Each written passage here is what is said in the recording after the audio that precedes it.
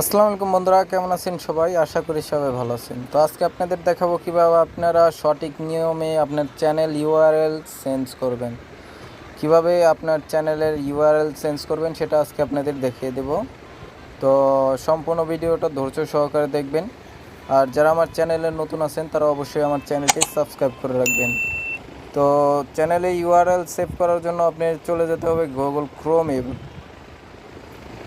তো এখানে আপনারা youtube.com লিখে সার্চ করবেন। তো এটা লেখার পরে আপনি জাস্ট আপনার যে চ্যানেল আছে এই চ্যানেলটা অ্যাড করে নেবেন এবং কি এখানে উপর থেকে দেখেন 3 ডটে ক্লিক করে আপনার এটা ডেস্কটপ সাইট করে নেবেন। তো ডেস্কটপ সাইট করার পরে আপনার যে চ্যানেলটা আছে, যেমন এই চ্যানেলের লোগোর উপর ক্লিক করবেন। দেখেন কর্নারে যে লোগো আছে আপনার চ্যানেলের লোগোর উপর ক্লিক করবেন এবং কি এখান থেকে আপনারা লিখবেন ইউর চ্যানেল, এখানে ক্লিক করবেন। তো ইউর চ্যানেলে ক্লিক করার পরে এখানে কাস্টমাইজ চ্যানেল যে এটা এখানে লেখা কাস্টমাইজ চ্যানেলে লিখে ক্লিক করার পরে আপনি সরাসরি যে চ্যানেলের মূল পেজ সেইখানে নিয়ে যাবে।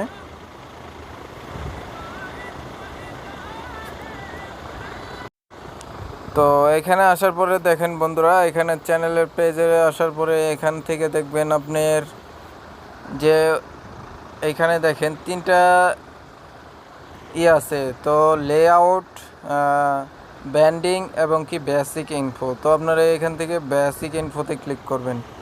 ঠিক আছে, এখানে ক্লিক করবেন বেসিক ইনফো। তো এখান থেকে বেসিক ইনফোতে ক্লিক করার পরে দেখতে পারবেন যে একটু নিচে দেখেন আপনার চ্যানেল ইউআরএল আছে। তো এখান থেকে আপনার যে কাস্টমাইজ ইউআরএল ইউর চ্যানেল, তো এখান থেকে এইটার উপর ক্লিক করবেন কাস্টমাইজ চ্যানেল ইউআরএল। ঠিক আছে, এই যে এইখান থেকে ক্লিক করবেন বন্ধুরা, আমি দেখিয়ে দিচ্ছি একটু বোঝার সাথে। এইখানে ক্লিক করবেন, দেখছেন কাস্টমাইজ চ্যানেল। তো এখানে ক্লিক করবেন।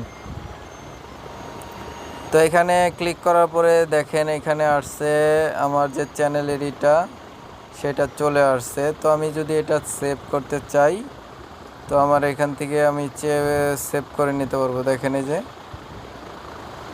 তো আমার এইটার জন্য দেখেন কি করতে হবে, উপরে দেখেন এখানে পাবলিশ নামেই আছে। তো এখানে পাবলিশে ক্লিক করে দিলে এটা সেভ হয়ে যাবে।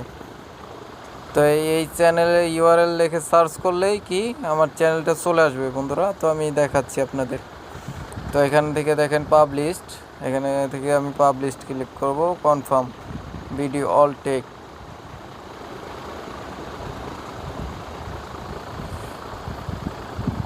তো এটা বন্ধুরা পাবলিশড হয়ে গেছে। তো আমি এটা এখন আপনাদের সার্চ করে দেখাবো যে আমার চ্যানেলটি আসে কিনা।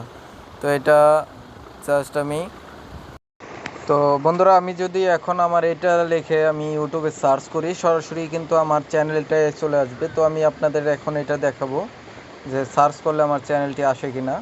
তো এখান থেকে আমি চলে যাব ইউটিউবে গিয়ে এখানে সার্চ বারে আমি লিখব যে www.youtube.com/bd